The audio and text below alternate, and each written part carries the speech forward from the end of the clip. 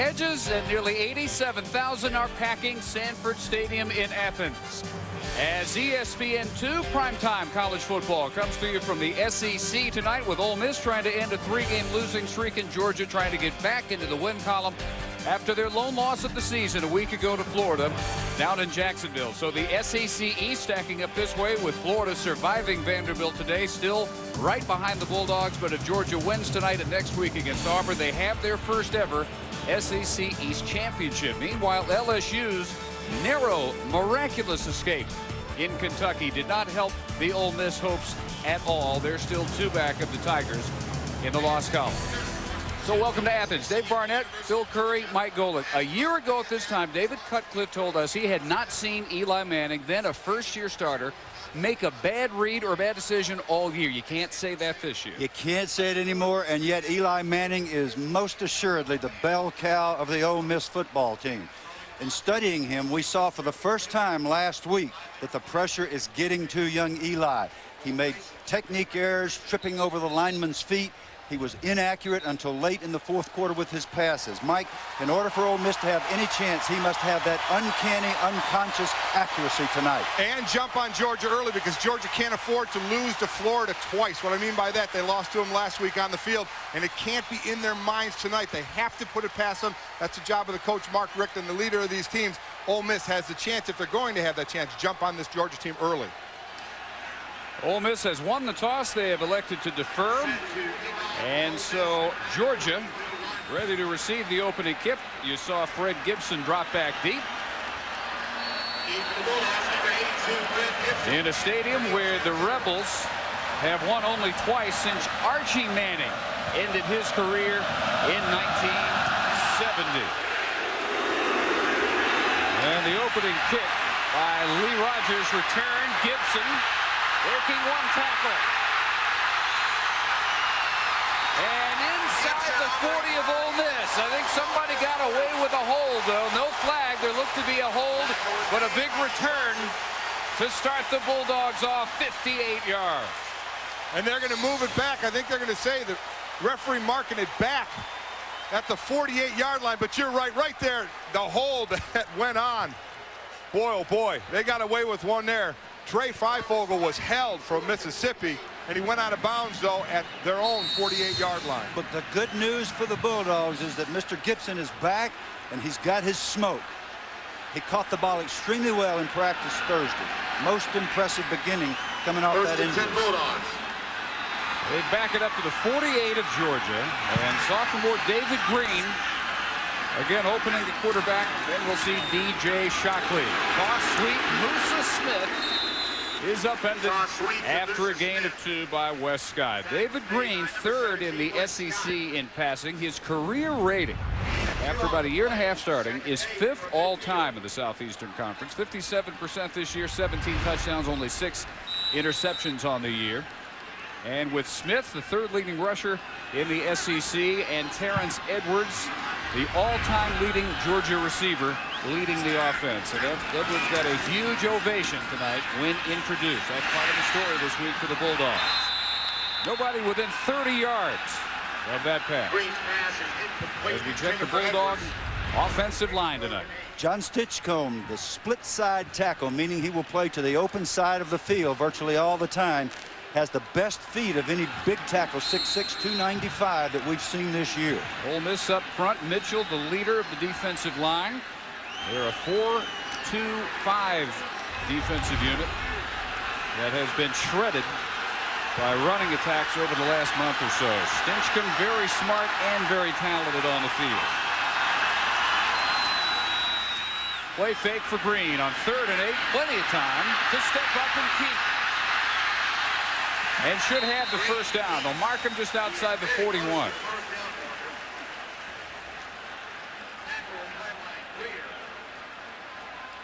As they unpile it, may need a measurement. Just 2 linebackers for Ole Miss. Strong, the leader. And Wade on the outside in the 5-man secondary. As you mentioned, Dave, 4-2-5. Keep an eye on Eric Oliver, the leading tackle on this team, but he needs to make more tackles at the line of scrimmage. He's going to come and play up close to the line like a linebacker on these runs, and given the opportunity, he's got to make the tackle and not miss him. He's missed some in the past. Mark Richt in his second year as the head coach of Georgia. Last year 8-4, the best first year by a Bulldog head coach since 1920. Even better this year. Green again on play action. Edwards with his first catch to the 20 of Ole Miss. He did not have a very enjoyable week after dropping what might have been the game-tying touchdown against Florida. He had some rather nasty messages waiting for him on his voicemail, but since then, a lot of support has come out. And when you're a champion, this is the way you answer it. A nice move to the inside, the head around expertly, the ball tucked, put away by the all-time leading receiver, who deserves nothing but praise from people who back this football team in red. 20-yard line of the Rebels. And off tackle goes Smith. Bangs his way for about 5. David Cutcliffe, the Ole Miss head coach in his 4th year, former offensive coordinator at Tennessee, is 0-3 against the Bulldogs. But only the second Ole Miss coach with 7 or more wins in each of his first 3 seasons, and still needs 2 more wins this year to get back there. 5-1 start. Now they've lost 3 in a row. Smith another big hole. First and goal. Georgia at the 7. And this is a problem Mississippi's been having all year long, is they can't get off the block. This big old line from Georgia is laying on the D-line, staying on him. These guys have got to get separation. Nobody getting off the block. He's not touched till the second level. Mississippi D-line and linebackers have got to use their hands and get off those big bodies up front. So first and goal for the Bulldogs. And again they call on Smith down to the 1. Justin Wade prevents the touchdown. Musa, the junior from Elliotsburg, Pennsylvania. Nothing could be more disturbing for defensive coordinator Chuck Driesbach of Ole Miss than to have Georgia ramming the ball right down his defense's throat. The first thing he said to us in our meeting with him on the conference call was that we must stop the run. Smith again, and only back to the line of scrimmage. Pretty good goal line defense, Mike. Sure was. See if they can do it again. I would expect Georgia to continue to do the same thing. And what a nice drive for Georgia. As I mentioned off the top, don't lose to Florida twice. This would certainly go a long way toward that, to take the opening drive, opening kickoff, and march it down and stick it in the end zone. Maybe a little frustration taken out on Mississippi right now. Last week, Georgia 0 for 13 on 3rd downs. They give it to J.T. Wall, and the fullback is over.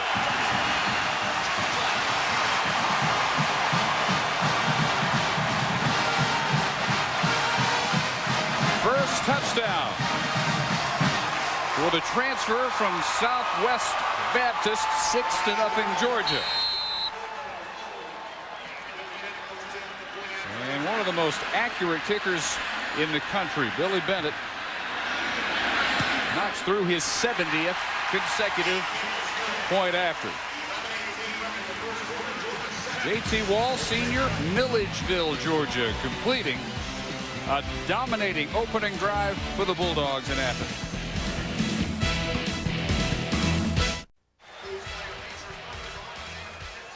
All right, your name is Chris Herring. You're a true freshman defensive lineman for Ole Miss, and you go in on the goal line, and you get welcomed to the Southeastern Conference by John Stinchcomb, number 78. Folks, this is goal line football in the Southeastern Conference. Big 78 walked him back off the ball, and I suspect that the freshman, Mr. Herring, will get those pads down a little bit more next time. Right, Michael? I believe he'll be coached to do that, Jeff. Yes. Great job by John Stinchcomb for the touch. Brett Kierlin with a very high short kick coming down to Chris Collins, who's out before he reaches the 30. Pittsburgh struggled with the Temple today, and Virginia Tech likewise at Syracuse.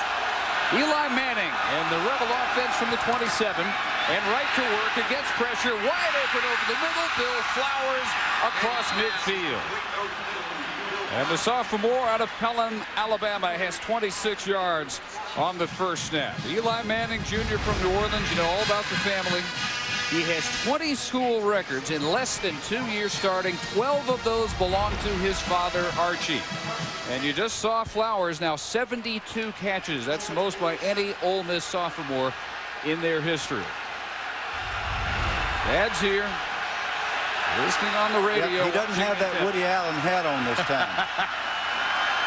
And out of the shotgun, play fake. Into the hands of Rick Rosano. And the fullback good for 8 yards.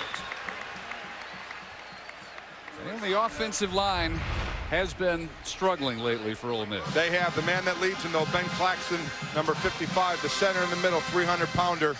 He is everything at center. You'll see him on Sundays. And up front on defense, David Pollock, number 47, has lit up this state. With interceptions, he's tied for the team lead with 2. He has 10 sacks, leads the SEC. Ole Miss has not been running the ball very well at all. They're great at pass protection, though. On 2nd down and 2, a first down carry for Rosano. And the Bulldog linebacking core has had to shuffle quite a bit. Boss Bailey has moved from the strong to the weak side. Thomas Davis to the strong side, a converted safety with Tony Gilbert trying to lead them in tackles for the 3rd straight year in the middle. And in their secondary, you had 3 defensive backs drafted last year. Thornton the only returnee, and Bruce had a career-high 9 tackles against the Gators last week. At the 36 of Georgia. 1st and 10 Ole Miss, another short toss. Collins across the middle should have another 10-yard pickup in the first down. And let's welcome down on the sidelines with us tonight again, Alex Flanagan. Alex. Hi, Dave. Well, after losing last week to Auburn, its 3rd straight game, Ole Miss's head coach David Cutcliffe said that his locker room was the saddest, quietest locker room that he had ever been in. He said on Monday, though, he reminded his team that if they can win these next 3 games, that they still have a chance. He held a gritty, full pads practice, and he said that the key coming into tonight's game was finding a way to maintain a passion for playing. Gentlemen, they are going to need to dig down deep tonight and find that passion. Well, they're off to a good start. Manning 3 out of 3, 44 yards. And again on play action to the end zone. Dropped it in over the shoulder to Collins, and there are 2 flags down in that corner. Now let me comment on what I said prior to the game. The phrase I used was unconscious, uncanny accuracy, and that is what you're seeing. He's 3 for 3 and now 3 for 4. That ball was thrown so that Collins, his receiver, is the only one who could catch it. Bruce Thornton will probably be called for the interference, and Eli is on fire here early. I think everybody knows if Mississippi's going to win this game, where it's going to go through. I mean, they've been struggling running, struggling stopping the run, but they have a quarterback, as you mentioned, Dave, that has a ton of records, and they're gonna live and die in his arm. Watch where this ball drops in, right over the shoulder of Collins. What a beautiful throw. You can't throw a football any better than that.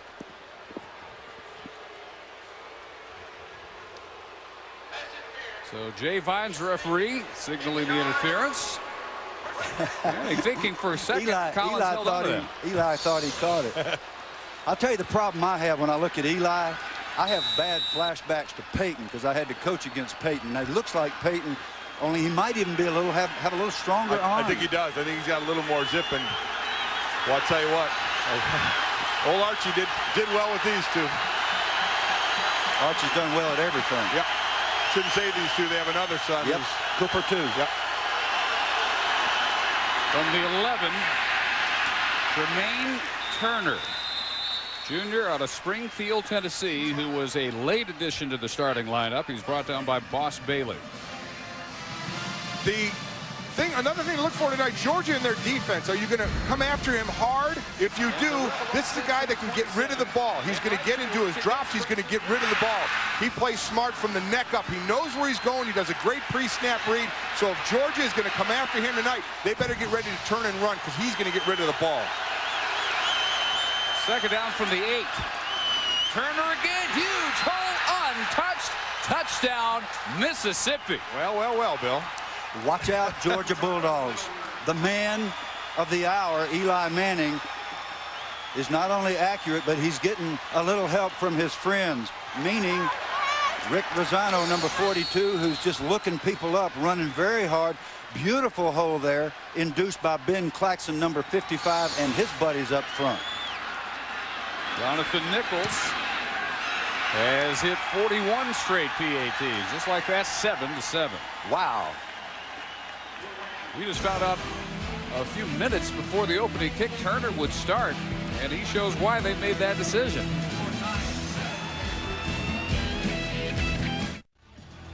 Yeah, they fire Kevin Steele and say, by the way, could you stick around and coach our last 3 games? He's not the first one that's happened to.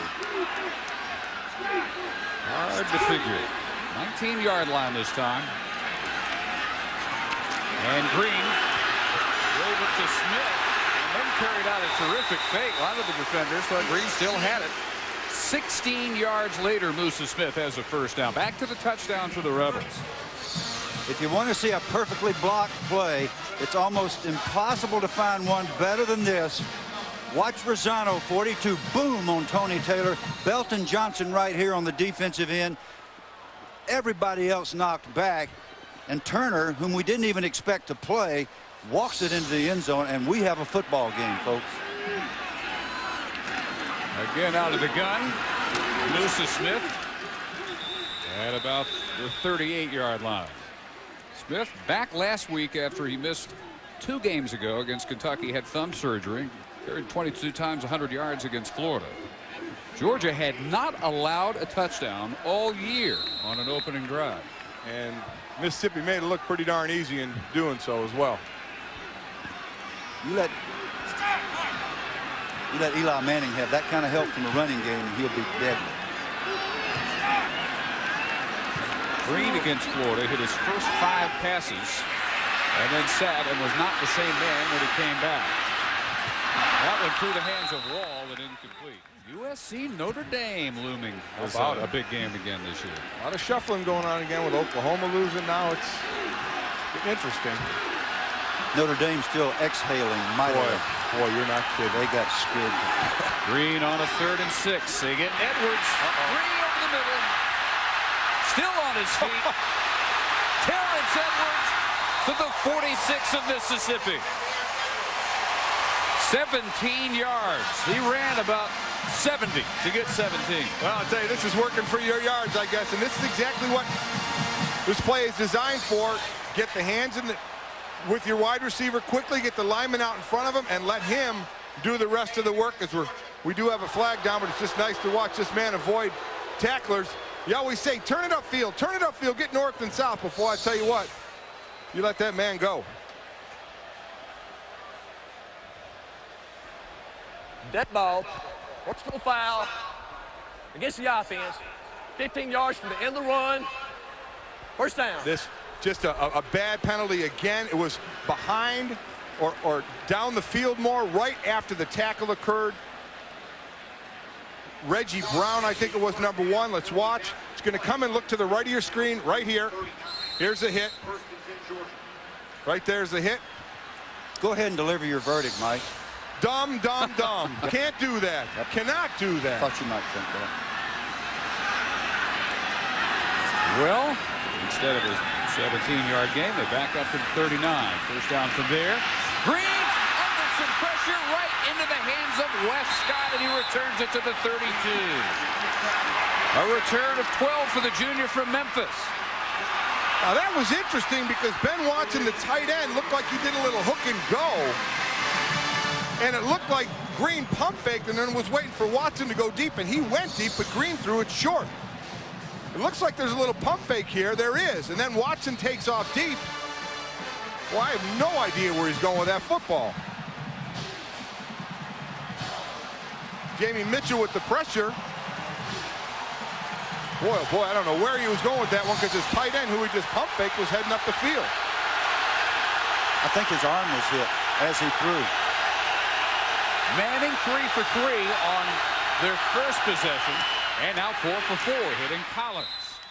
They're leading a win to stay alive in Conference USA. 2nd and 2, movement on both sides of the line for Georgia. That was just a setup play, the hard count. As soon as the defensive lineman goes in the neutral zone, Ben Claxton snaps the ball. It was David Pollock, the end, who was in the neutral zone.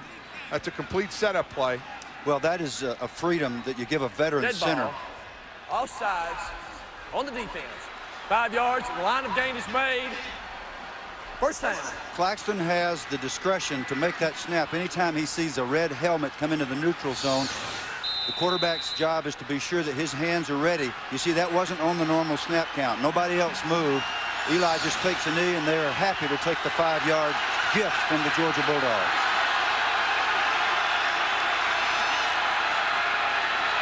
Manning looking end zone, and a sliding catch is made at the 4-yard line by Jason Armstead. Good for 15 yards. First and goal, Rebels. I'm going to say it again.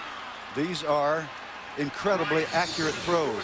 These are throws which dictate where the receiver will catch them as far as possible from the defender, and yet highly catchable footballs. Eli is playing to his capability, which is substantial. Which that's saying a whole lot. All right, first and goal, 4-yard line.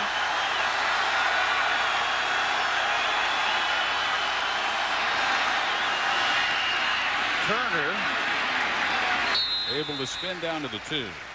If they can mix any kind of a running game into this offense at all, only averaging 101 yards per game, that would make this offense even more deadly if now Eli could go into play action pass as well. Because right now they don't get away with a lot of play action because they don't have a very strong running game. Well, they block the way they've been blocking the last few runs. They're going to do whatever they want to. Yep. Gordon late onto the field for Georgia. That's going to cost them a timeout. 4:42 first quarter. Georgia scored with the opening kick. And then Mark Richt saw Ole Miss come right back, tie it. And then with the interception by Westcott, poised to take the lead. Between the hedges in Athens. Well, you know, at the moment, Uga has the worst seat in the house, poor thing. He's way at the other end of the field while Ole Miss lines up a second down and goal from the 3-yard line. They spread them out 3 wides. Manning under center. And the give is to Rosano, the fullback, just outside the 1, where it will be 3rd and goal. 7-7 game. Under 4.5 minutes in the first quarter from Athens. Georgia taking the opening drive 52 yards. Green sits, intercepted by Westcott. Manning still has yet to throw an incompletion. Jermaine Turner scored the tying touchdown for Ole Miss. We'll see what they have in mind on 3rd and goal, marked at the 2. I think he's looking to go 6 for 6 right now. Uga doesn't care, David, about the goal line. Cares when he's getting fed.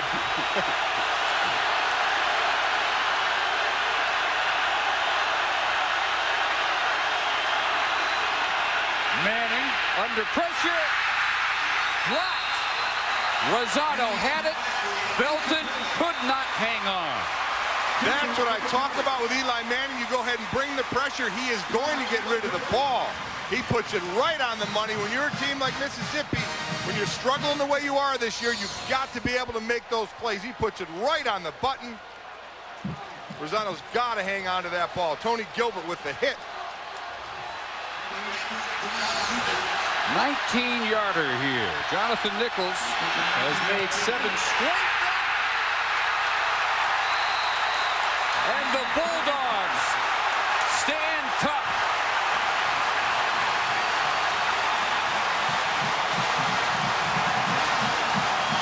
Looked like Boss Bailey got a hand on it for the Bulldogs.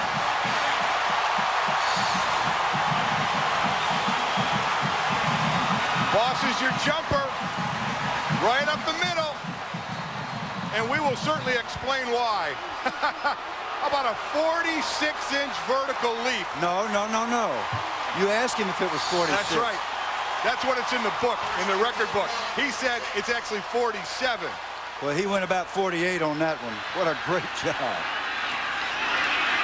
So now Smith trying to get him out of that hole and close for a first down. If he'll get it, they should give him 11 yards on this. Got to go back to that, guys. That's unbelievable. Boss Bailey, a linebacker. You hear basketball players jumping that high. A 46-inch vertical. Actually, you don't even hear basketball players getting that high. The most I ever heard was David Thompson years ago at NC State had 45. That's the highest I ever heard. I'll tell you, when you'll see a big grouping at the combine when he's getting ready for the NFL, all the player personnel people standing around the vertical leap station when he does that. This time Smith tripped up, and a short gain down to Alex. All right, I thought it may be interesting to show you guys just how much 46 inches is. So I got you a little tape measure. I am about 6'1". So this right here on me is 46. This is how high Boss Bailey is jumping. Pretty high. That's where his feet go, folks. I couldn't do Watch that. this. Couldn't do that in 2 jumps. That's amazing. He was actually on his way down when he got that. If ever a guy made for that job, it's Bailey. Over the middle, deep, open, Gibson! Dragged down by Travis Blanchard. Welcome back, Fred Gibson, 53 yards. He has missed the last 2 games because of thumb surgery. I think he's recovered nicely, Bill. He's recovered beautifully. He was marvelous at practice Thursday. They got him in one-on-one on number 13, Travis Blanchard, and you don't want to let him inside. He has the whole field to run to. This is a perfect throw, and Blanchard's very fortunate to get this guy on the ground because he explodes with his speed when he catches the football. First down at the 27. And the first carry tonight for Tony Milton, redshirt freshman out of Tallahassee. And we'll get a look at Fred Gibson on some other receptions. If you look on his hand, you'll see that cast that they really cut it down. You see it on his left hand. You're right, Bill. Do not give up the inside like that when you have no help down the middle. He leads him. He's gone. We'll see if that cast has any effect on balls he has to catch with his hands and not with his body.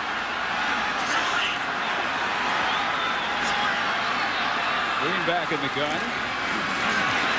And again to his fullback. Wall-breaking tackles running over Eric Oliver. The free safety down near the 16-yard line and should have another Bulldog first down. They're in position. Bill, they were in position that time. They got to make the play. They had 2 guys right there at the line of scrimmage not making the tackle. The rule for the cast is that it must be covered with foam rubber. There's no specific size that the rubber has to be. It just has to be approved by the umpire. Lucy Smith back in. And back up the middle and back to Matt One.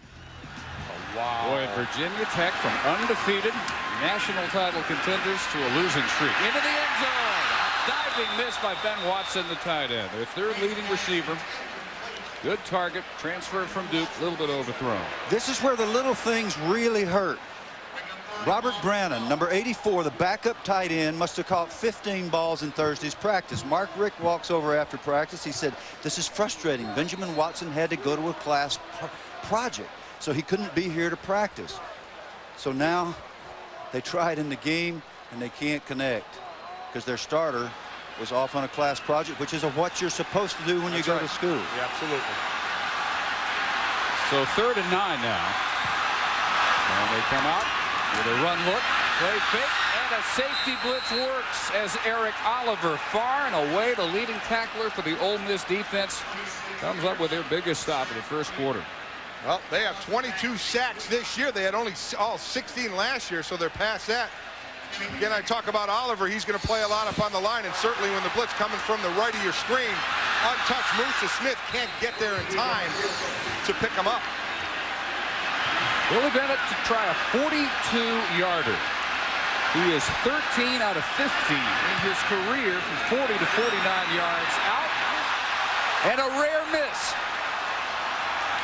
Not by much. One of the most accurate kickers in the country, the most accurate in the SEC, was 82% for the year coming in. Now 14 out of 18. Well, you can't hit the pole if you try. Hits the upright. I love that camera on that crossbar. You doesn't see that side very often. He didn't use enough body English there. He's something like 9 for 9 outside 40 this year. He's an outstanding kicker, but he is human. He's not perfect. Ole Miss has one block. Georgia has one graze the upright. Still 77. And back to Turner. Hard-fought 2-yard gain. Turner, who missed all last year, out injured. The junior out of Springfield, Tennessee. Carried his 28 times all season coming into tonight. And the surprise starter who has the Ole Miss touchdown as we reach the end of the first quarter. Eli Manning near perfect. 5 out of 6, 66 yards. And Ole Miss looking to end a 3-game losing streak. Their last 4-game streak, by the way, 8 years ago. David Cutcliffe has brought A period of pretty consistent success down to Oxford and a successful first quarter on the road. DJ Shockley yet, but we will. In the Georgia 2 quarterback system, all David Green in the first quarter. And we begin the second quarter. Ole Miss with the second down and 8.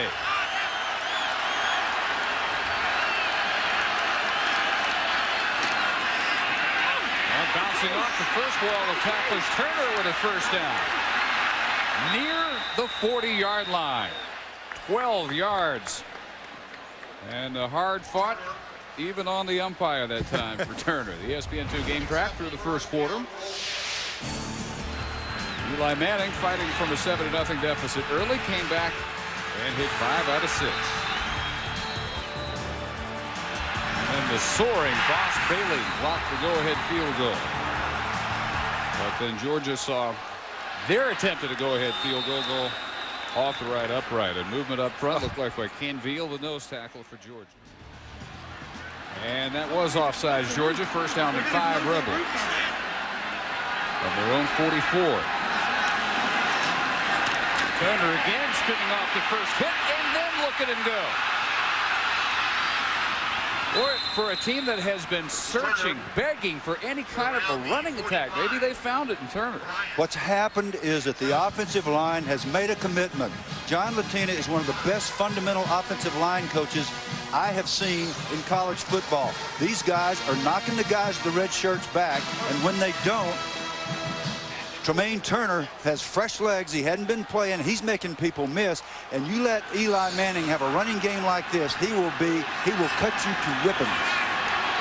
He's had virtually no running games, but an easy target lately, so they keep it in Turner's hands. And inside the 45 of the Bulldogs, where Jonathan Sullivan, defensive tackle from Griffin, Georgia, makes the stop. Yep, that's John right down there, third man down. He drills his offensive linemen so that they are fundamentally sound. It's baffled me to look at the numbers and not see a productive running game from this team, because this guy knows how to coach it. Well, they're a few better in pass protection. They allow only 1 sack per game, and they throw it 39 times per game. Manning, plenty of time, incomplete intended for Collins. Oh, man. He's throwing the ball right where you want. He is so different than he was a week ago. He was clearly rattled against Auburn. He was overthrowing. He was hitting himself in the leg. He was visibly frustrated, and he is back to being the calm Eli. And he's a guy who throws 38 times a game, and you think they have a lot of routes in their scheme, but Latina doesn't. They cut down on the routes, and they just rep them and rep them and rep them in practice so they can do it against every coverage, and the timing is there. That should have been a catch. Instead, it's 3rd and 8. And they come after him. Blitz is picked up. That one's intercepted. It is right in Tim Jennings' hands. Foot race. Manning the only hope. No hope at all. Touchdown. 64 yards.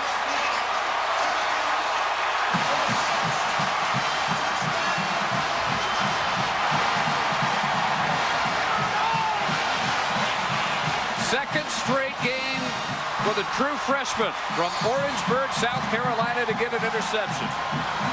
He was going at the top. Right here was the route he was throwing. He gets it in. Jennings comes over, makes that break on the ball. It's a zone blitz with a robber. Jennings was playing robber. He was totally unexpected. Eli never saw him. Bennett, 14-7 Georgia. Jennings picked last week, set up a Georgia touchdown. Tonight, he scores it himself. What is the difference in this one? Tim Jennings' 64-yard interception return for the go-ahead Georgia touchdown. DJ Shockley now the quarterback for the Bulldogs, and Chase back inside his 5. Before turning it up and coming close to the original line of scrimmage, is there a late hit down there? No flag. LP Spence over. A linebacker for Ole Miss, and fans fully expecting a flag. Well, when he got hit, his back turned, and it looked like he was still in bounds or just stepping out of bounds. And I just started to hear that now he's out of bounds there. Yeah, that was a late he is hit. out of bounds. Yes, he is. That should have been called. Yep. That's very dangerous, too. Boy, it sure is. The way he turned his body, his back was facing him. Well, the shuttle still in effect for Mark Richt. Green got the first quarter, and now Shockley, the redshirt freshman from College Park, Georgia. They just saw the big screen. Shockley missed 4 games with a broken left foot he suffered against South Carolina. And this is the dimension that he brings. Not just the arm, and he has a good one, but the legs, and he picks up 10 down to Alex Flanagan. Well, Dave, David Green clearly is not as effective when DJ Shockley is in the rotation. He plays better when he can play the whole first half consistently. Take a look at his numbers last week. He was 5 for 5 for 56 yards and a touchdown. After Shockley came in, Green completed only 6 of 24 for 85 yards. Coach, when you look at those numbers, you have to question if the 2-quarterback system is successful, huh? I really not only question, I don't think it's working, not just based on that game, but on a composite, a cumulative effect on David Green's numbers when the other guy comes in. And I guarantee you, Shockley's being told he ought to play more. David Green's being told that Shockley shouldn't be coming in and out. And it does create a problem. I think it is an emotional issue for both these players and for the football team. I really do. And also, Green is a sophomore and Shockley a redshirt freshman. So if this is going to continue, it's going to continue for a few more years. And I don't know if one of these guys are going to hang around for that. We see it more and more nowadays. Quarterbacks transferring if they're not getting the lion's share of the time. But Mark Richt at Florida State made it work more than a few years. He did it, yeah, with Charlie Ward and Danny Cannell, and he may be able to pull it off here. I don't think it's working at this present time. Fumble snap. Oh, Mississippi got it. Ole Miss recovers at the 28-yard line. Coming up with it was Travis Johnson. We got a veteran center, Ian Knight, number 56. We got a young quarterback. When the ball drops straight down, the general rule of thumb is that it's the quarterback pulling out early. The hands split. The left hand, Shockley's left hand, should not be separated from his right hand at all. The two hands must stay together in order to secure the snap. The snap comes up, and the ball goes on the ground as a result of the quarterback's hands being split. Watch the bottom hand. The bottom hand. Watch how low it goes. Look at the space, the gap in there. Too low with that hand, as you pointed out there. Empty backfield, 5 wides. And incomplete, and that might have been a backwards pass, but they rule it incomplete, intended for Jason Armstead. That was close. Close to a Mississippi fumble. Tony Gilbert over there saying, good thing you didn't catch it anyway. I was right on you. See how close it was to being backwards. Boy, right on the line. Wow. You know what makes it look deceiving is the quarterback is like backing up as he throws Well, it. Eli's foot is on the line. Yeah, the ball ends up a behind yard behind the line. It was a backward pass. And instead, Ole Miss is going to get 5 yards on a mark-off against Georgia. Georgia called offside, so they, in effect, dodge a couple of goals. Turner just inside the Georgia 20. Back to our conversation with David Cutcliffe, the coach at Ole Miss.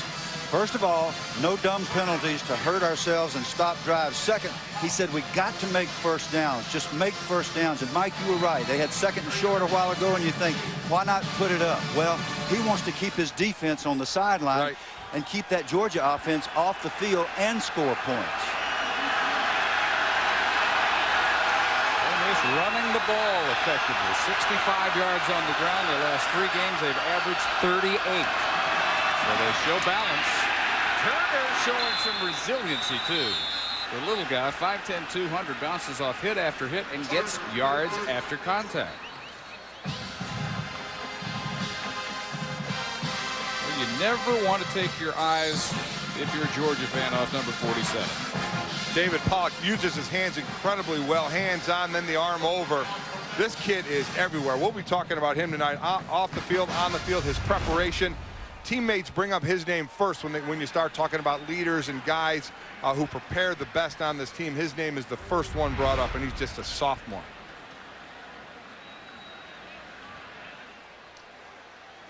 that close.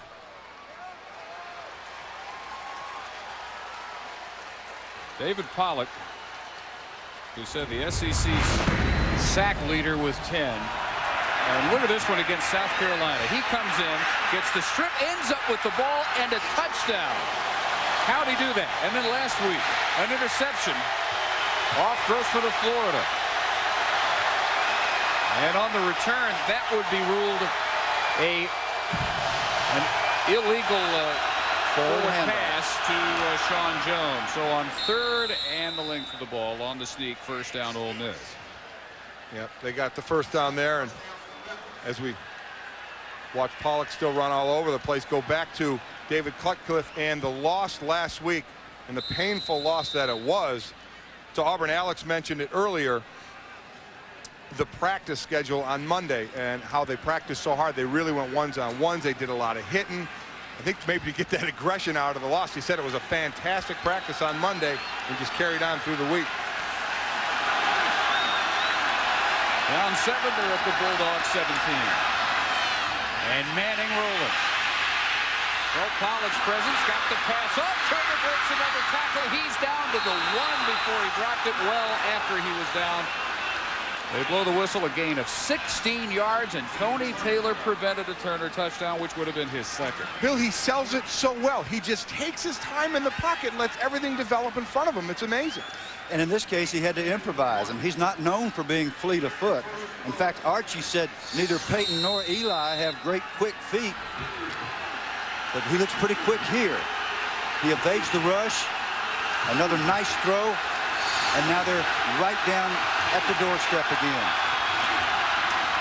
Back to Turner for the leap touchdown. Tremaine Turner has both the Rebel scores. Boy, you have got to be careful when you are coming over that, or any running back, when you're diving like that, to lay the ball out like that.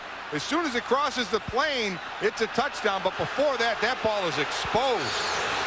Watch how he jumps. Here's the jump. He is up in the air. Look at that's Boss Bailey leaping ability, huh?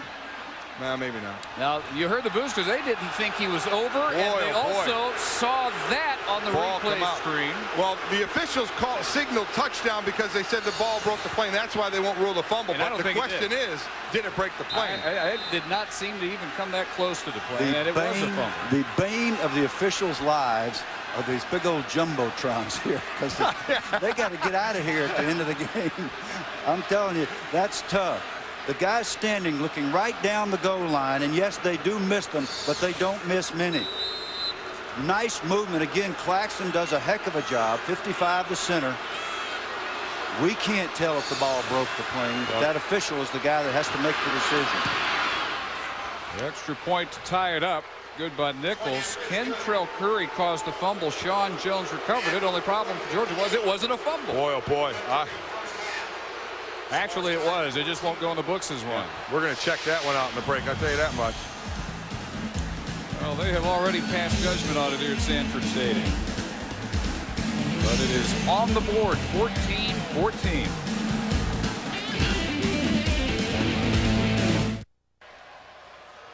Well, we know what the ruling was, but let's check out again if Turner crossed the goal line. Here's reaching out with the ball. Oh, freeze it there. Here's the line here, and he never got the ball across that line. And then he got it knocked out of his hands. They got one there. 13-14 nonetheless. Gibson tripped up at the 26-yard line. And did the ball come out before his knee touched? The camera does not lie. It's out. And he's about 4 feet in the air. Tony Taylor. Excellent penetration by the true freshman linebacker and Kentrell Curry, the strong safety. But all for naught. Those officials have a tough job, and they miss them every now and then. That was a big one for the Dogs. So back to 14-14. 4:48 for Georgia to work with. Back in the quarterback, David Green. Shockley only got a couple plays, and on the second one, fumble snap set up the time score. Musa Smith rambles to the 45, a gain of 19 yards. Ryan Hamilton on the tackle. Let me tell you what, J.T. Wall, the 260-pound fullback, just watch the fullback leading through and watch him continue his block. 49. Coming off driving. Oh, just driving people into the ground. Gibson over for a block. Cast it all. Back to Smith, and this time no gain. Did a fullback ever knock you in the dirt? Let me tell you what. Those guys, they sneak up on you. Yeah, you don't see them coming. No, you're worried about the offensive lineman in front of you. All of a sudden, the fullback's wearing your ribs out. That was McKinley Boykin, defensive tackle for Ole Miss, who got double teamed. Yeah, took a ride. Musa, who has a real shot at becoming Georgia's first 1,000-yard rusher in 10 years since Garrison Hurst. Edwards has the catch and has a first down at the 43 of Ole Miss. That's what a running game gives you. It gives you play action. It gives you cornerback Travis Johnson playing off. It gives Edwards room to do the in underneath. Tuesday night in the MAC, our matchup. Byron Leftwich at the moment listed doubtful, but he'll hope to go for Marshall against Miami of Ohio. Thundering Herd and the Red Hawks, the two top teams in the Mid-American Conference at 8 Eastern College Football Tuesday on ESPN. Tony Milton on the carry, a guy that Mark Richt absolutely loves. The original signing for Milton was with Syracuse, but he was a partial qualifier, worked for 2 years, lived in his car for part of that period, and then moved back in with his high school coach, who was the man that convinced Richt to give Milton a shot. Rick says he thanks him every day. Coach, thanks for he said it's with so nice. He just comes, hey, Coach, thanks for giving me a chance. He really does. That's what makes coaching worth doing the job. Last year redshirted with shoulder requiring surgery. Green floats one up, jump ball, and Edwards was interfered with by Travis Johnson. Johnson was never sure where that ball was. Well, there's Johnson again. He just got beat on the in route. Gave a little too much room to Edwards. This time, Mississippi changed up coverage right before the snap. Let's check it out downfield.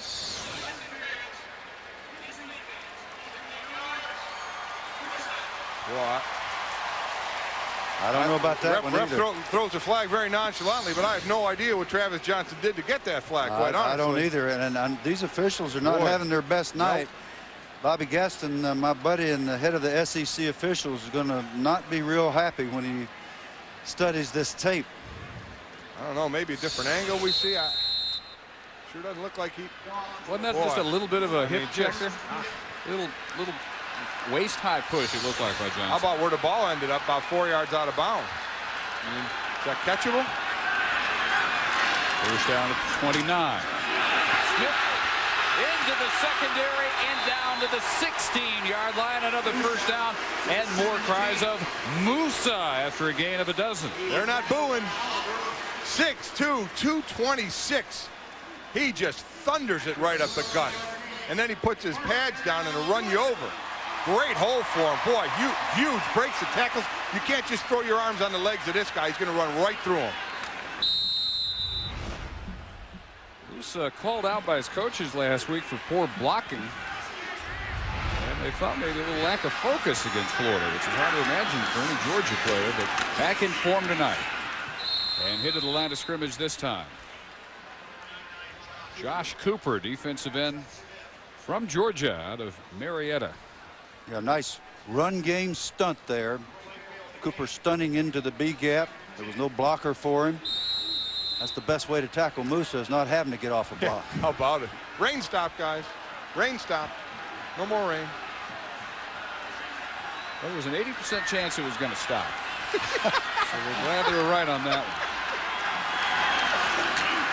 Play fake. Green hit as he throws that one up incomplete. And Matt, what do you have coming up for us at halftime? Well, Dave, we've got a little BCS clarity, courtesy A&M. We'll show you how Oklahoma went down. Miami with a convincing win on the road today at Tennessee. And a finish we've seen a half dozen times and still can't believe from Lexington, Kentucky. Mark May and I coming up at halftime.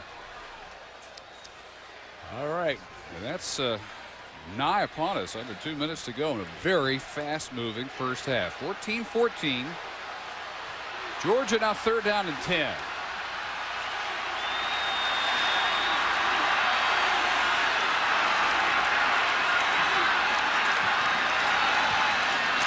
Miss again coming after Green. Gibson with the catch.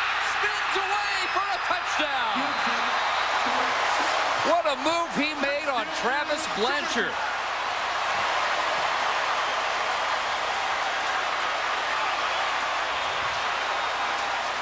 You can't have help over the top like Westcott was there and give this guy that much room. Blanchard gave him a ton of room on the in route that after the catch he was able to make the move. Coming off the blitz. Boy, what an athlete he is. Well, they put him in the same field with Edwards, Reggie Brown, very talented sophomore receiver. A lot of targets for David Green. And the 3rd touchdown catch of the year for Brett Gibson has put Georgia back on top by 7.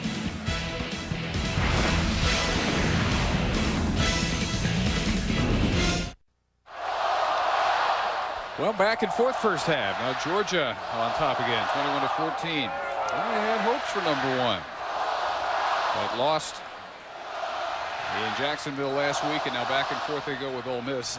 A lot of people thought Georgia might struggle emotionally after seeing their undefeated bubble burst last week. Well, I think Georgia's a different team with Gibson on the field. We've seen that. Also, I think Cutcliffe's plan of getting into the 4th quarter is working as long as Ole Miss doesn't make a mistake before halftime here. They need to hang right in there now. Georgia's trying to, would love to pull away a little bit here and take this lead into halftime and try and pull away. Mississippi's got to hang with them. A good deep kick by Kerouac. Armstead with a return. Into the 26. Georgia had chance after chance in a 7-point loss to Florida last week, but did not convert a single 3rd down. That is almost incomprehensible. They missed a couple of, for Bennett, makeable field goals and failed to score a single point in the second half after leading at halftime. See, if the 2-quarterback thing is working at all, you don't go 0 for 13 on 3rd down, ever. Not if you're one of the top-ranked teams in America. The problem really was that they needed an average of almost 9 yards on 3rd down in that game. Back into the hands of Tremaine Turner, who has been the story for Ole Miss tonight. Not even on the roster, much less in the starting lineup that was handed out before the game, but look, late addition to the starting lineup. Boss Bailey will limp off. And I'll tell you who else is limping off is David Pollock. You take those 2 guys off the Georgia defense, and you have just deleted about 70% of the tackling capacity. Well, it was a smart call. They came in with a 3-man line looking for the pass rush, and they got him with a draw. Turner now 14 carries, 67 yards. Rosano at the 43, and the clock rolling before Manning can get it stopped at 1:14. First Ole Miss timeout. Plenty of time for smart, resourceful Eli Manning to tie it up again. Well, Boss Bailey, senior linebacker, headed toward the Bulldog locker room to get checked. Limped off a moment ago. 6 tackles already and a blocked field goal in his first half. Quite a story. His wife Amber had Khalil 2 years ago. You see that scar? He had open heart surgery at 17 days old. A severe congenital heart defect, which was corrected, and he is fine. It bounces around the practice field every chance he gets. Wide open over the middle is Kerry Johnson down to the Georgia 19-yard line. 36 yards on just his 7th catch of the season. And everybody hustles down, 2 timeouts apiece. That's the weakness of the 2-deep zone defense, which is what Georgia's playing. You let that man get clean down the middle. The linebackers did not run with him. And Eli Manning's going to eat you up all day, and they're down here inside the 20 again. And the Dogs are without their boss. 1st and 10. Offset eye. Manning steps up, incomplete. And a flag, a late one. The ball intended for Bill Flowers. Yeah, Bruce Thornton came. They're going to get him with that offhand again. Always you see the hand going for the block. It's usually the other hand that they leave on the body of the receiver. And we'll see. We know we've had some issues with some of the calls. Let's look at the left part of the screen. Oh, the left hand. See the left hand there holding on to the jersey. Got to pull his shirt off. Yeah, when the refs see that jersey getting pulled, I mean, that's... Well, what that does is that restricts your ability to put your hands up and catch the ball, and it is against the rules. Bill Flowers, the son of Richmond Flowers, who was a great player, an All-American at Tennessee, great speed, and an outstanding track man. And Bill has similar speed and toughness and catches the ball well. Well, Thornton, you know. Yeah, when you can't read the last name because of the jersey getting pulled, it makes it tough. He tried to keep his hand in there. I'll give him that. He tried to keep that hand close to his body. Came in the game with 43 catches, 3 touchdowns. He's the go-to guy. So 1st and goal at the 9. And Ronald McClendon is at the 6. They are checking the knee of Boss Bailey in the locker room right now. So they're without their leading tackler, their Lombardi and Butkus Award semifinalist. And that is a hole that would be difficult for anybody to fill, especially this spot on the field. Pollock did go back in the game, so they're not missing both of them. A lot of times when you're down here too, fellas, and we saw it last week, Pittsburgh against Virginia Tech. When Pittsburgh got down here, they threw up that fade to Larry Fitzgerald. There's really nobody on this Mississippi team, the wide receiver, with that kind of height. Fitzgerald 6'4", about 210. Nobody really here with that kind of height where you can do that route to. You know what? Ole Miss really needs this field goal. As much as they would love a touchdown, what they must do is to be sure they get at least 3 on the board. So you're saying don't force one in there and have a turnover. That's right. Like at the end of the Auburn game, he tried to force one, and he really regretted it. 4 wides, 3 on the left side for him on 2nd and goal. They have 1 timeout left. And Manning with a pump fake. Now end zone, back of the end zone, and right through Collins' hands. A very unusual drop for what would have been a record-tying 9th touchdown catch. That would have tied the Ole Miss single-season record. Got to catch this. Got to catch this ball. Puts it there. A little behind him, but gets his hands on it. Didn't believe it upstairs. 3rd and goal.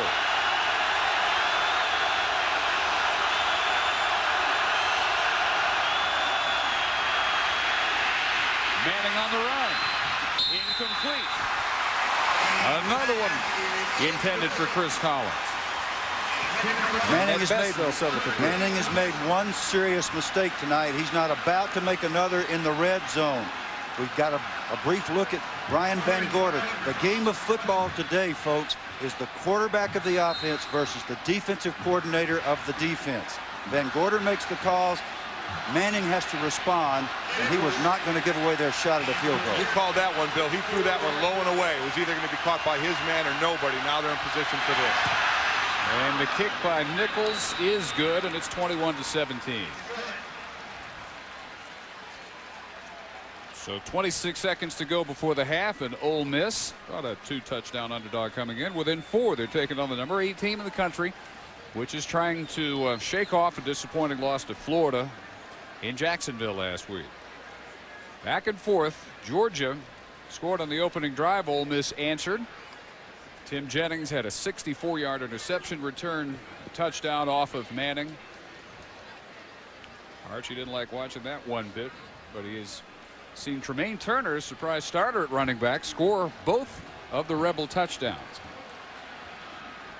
And Manning 11 of 17 for 134 yards and the interception. Turner has 67 yards on 14 carries for a team that had averaged 38 yards rushing over the last 3 games, all Ole Miss losses. And it's a guy that's not even on the flip card. It's a card we get up here. We'll show you a little later that we get to look at. That hey, let's don't leave out the most important person raising these kids, Olivia Manning, sitting there with Archie.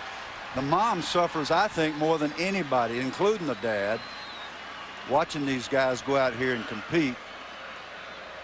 There's Olivia sitting there focused, just like Carolyn Curry.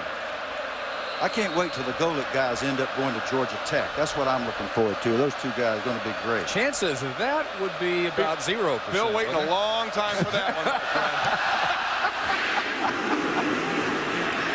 Nichols sends this one to Gibson a yard deep.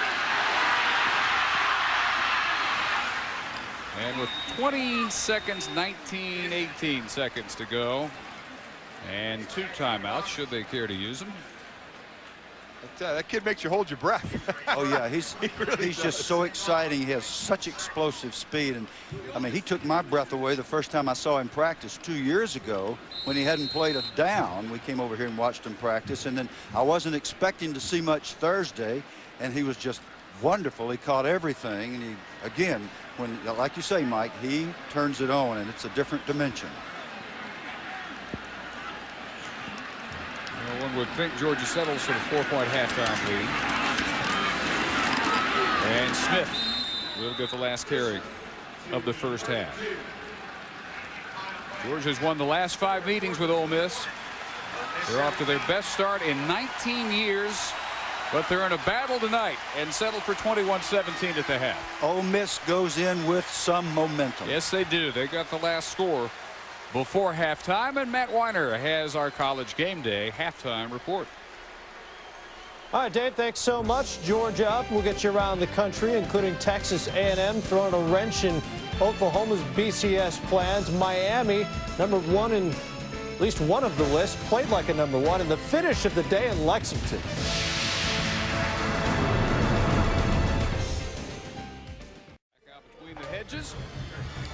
Where 87,000 are a little nervous right now because I think they thought this might be easier than it's been so far.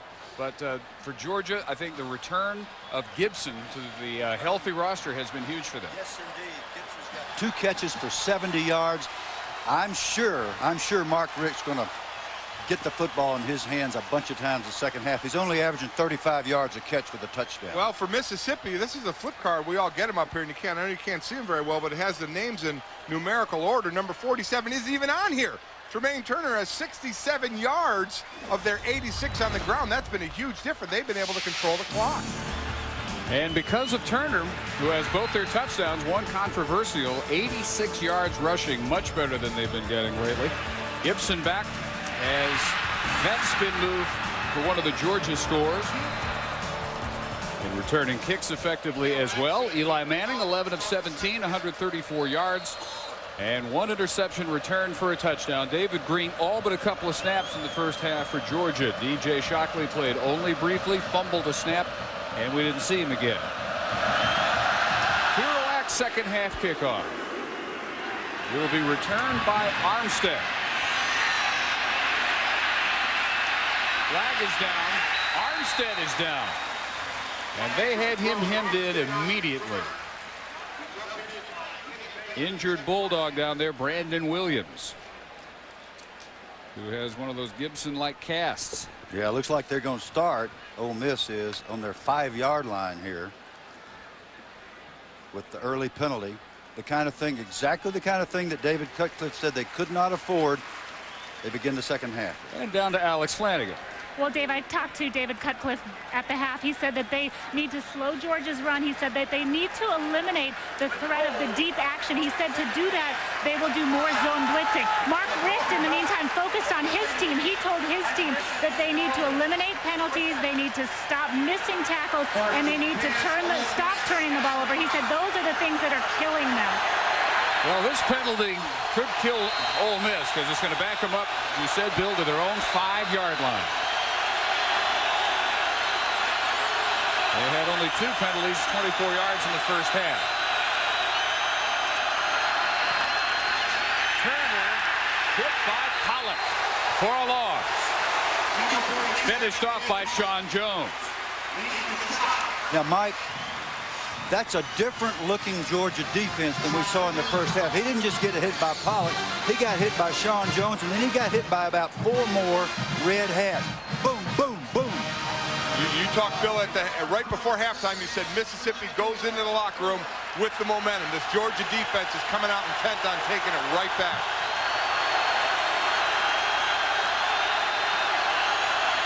Lost about a half yard. Manning from the goal line. On target, but dropped again, and Chris Collins has had a tough night. Dropped a would-be touchdown catch for the end of the first half. And the numbers in the first half are pretty even.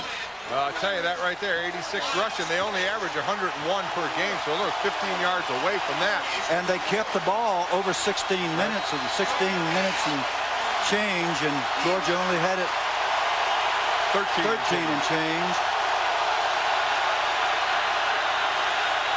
Staying in the eye, 3 wides, and conservative, as Turner will get only a couple before Kentrell Curry slings him down, and Ole Miss will have to punt out of its own end zone. Oh, and what a key tackle that was by Kentrell Curry. Georgia desperately needed it.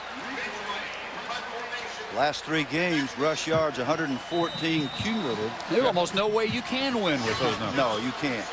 Tonight they got 90 yards. Almost got out of that shadow of their goal line there. Yeah, they had that drive. They played that drive to not make a mistake. It's been 41 games since Ole Miss has had a punt block. Georgia came very close in the first half. They came after that one. And the return by Jones will set them up in great shape. The 45-yard line, a 45-yard kick by Ridgeway. It is tough to get to Ridgeway or any Ole Miss punter.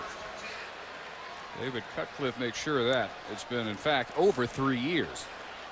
The odds of football say that when you take over the opponent's side of the field, 70% of the time you get at least 3 points.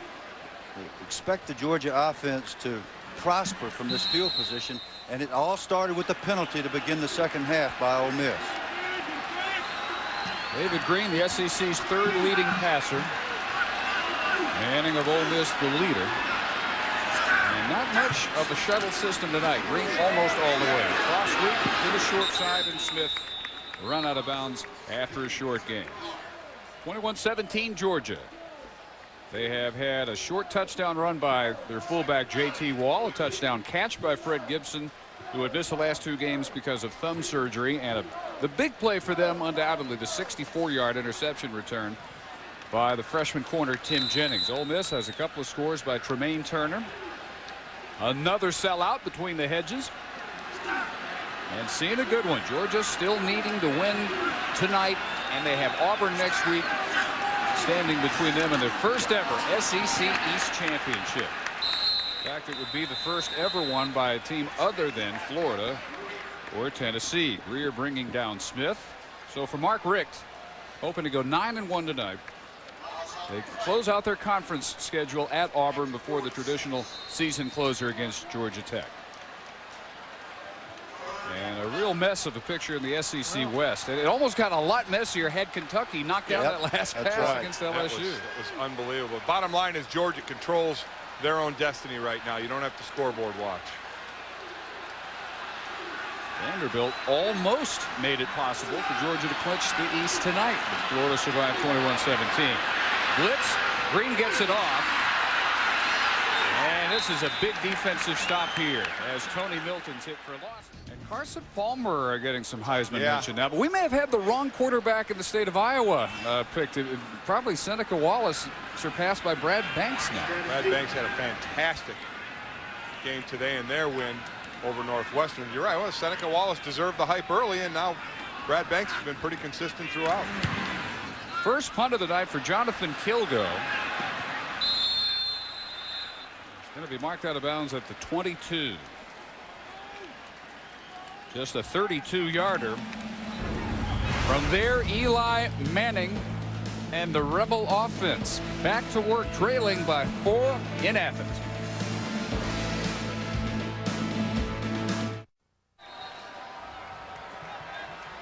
Well, Ole Miss trailing 21-17. Hurt by the blocked field goal and especially by the interception return for a touchdown by Jennings. But they're starting at their 22-yard line, whereas at the beginning of the half, just a few minutes ago, they started at their own 5. Because of the poor punt and the excellent defense by Ole Miss, they now have a reasonable field position to run their offense. Very important. Manning redirecting Rick Rosano into the offset eye before dropping back and throwing incomplete intended for Mike Espy, and here come flag. Yeah, I think it was the left arm there again, the off arm. And I know there's been questions tonight with some of the calls.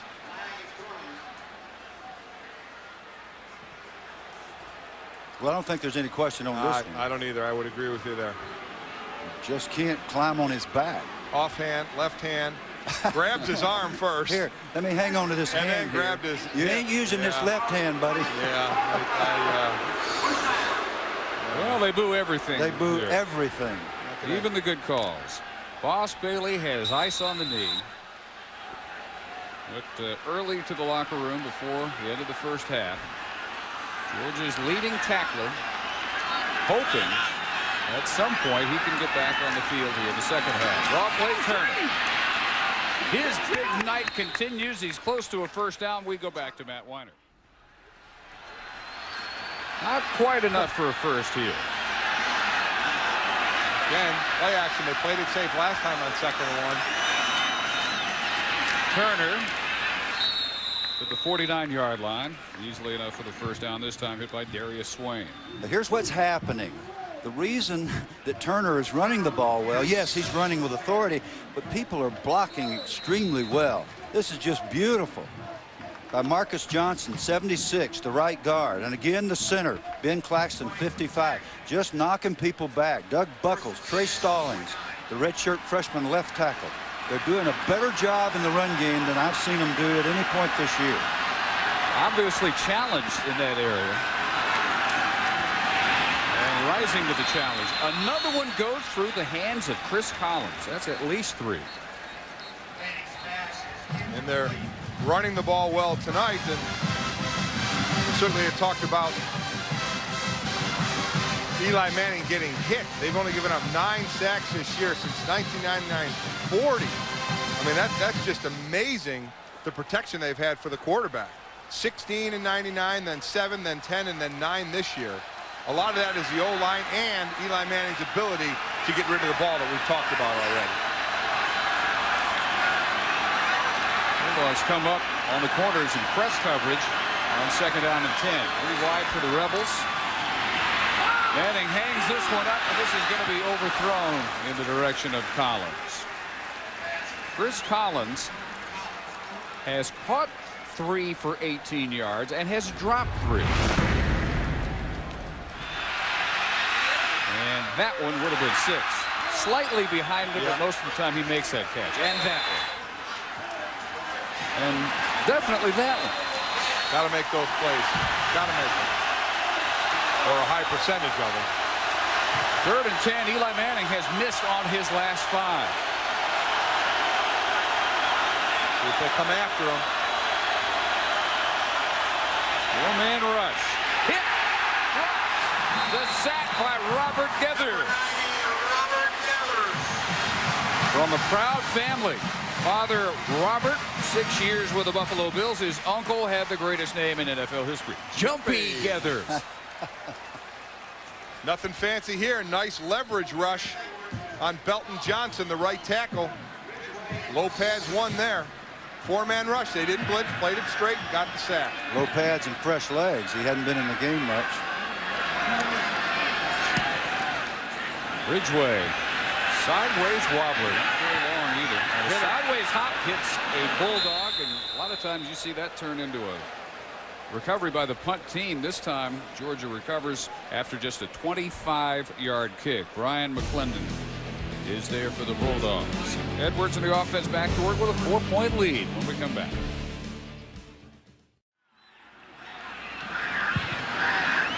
Edwards tonight, 3 catches, 49 yards. Green, play fake, got it off somehow the wall. How I'm sure, because he was buried as soon as he got rid of it, but J.T. Wall with the catch and a Georgia first down. Was that a guy you want to see in the open field at 260 pounds? Well, I'll tell you this, though. Fred Gibson, number 82, Mr. Explosive, is out there in man coverage. Now, this is 3 plays in a row. I would just tell my quarterback, if you see Fred in man, you just check off and throw it to him. You think you can cover this guy? Look at him. He's 8 yards open every play. Already beaten Blanchard once for a touchdown. Smith, slipping tackle. And Blanchard to guide him out of bounds at midfield. Back to Matt Weiner. So that one officially a blowout. Here, Georgia by 4. Until last week, a dream season in Marquardt's second year. Lost to the Gators, trying to bounce back. No gain by Noosa Smith. And how has Georgia assisted Ole Miss to stay in the game? There's a little bonehead right there by number 1 Reggie Brown. There's the Corey Bryant on the roughing the punter. There's a little interference by Bruce Thornton. And a mugging by Tim Jennings. It's Bryant that time. I'm sorry, Bryant. I apologize. Mississippi has had some good plays to stay in this game, but Georgia has aided them as well. So 3rd and 3 from the 50 for Green. And Edwards makes the catch for the first down of the 41. And not an easy catch. And that's the other side of the equation on the other side of the field.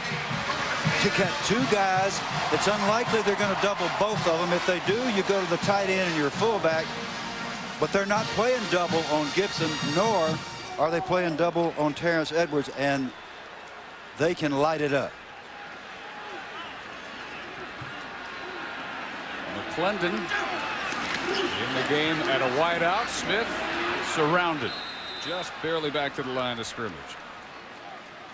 Terrence Edwards, the all-time leading receiver for Georgia. Catches, yards, touchdowns. And early on against Clemson to get the touchdown record against Tennessee. Total catches, yardage against Kentucky. So he holds them all. And yet, a lot of fans remember a couple of key drops. Well, anybody that's thrown to as often as Edwards won't catch every single ball. They think of South Carolina last year, Florida last week.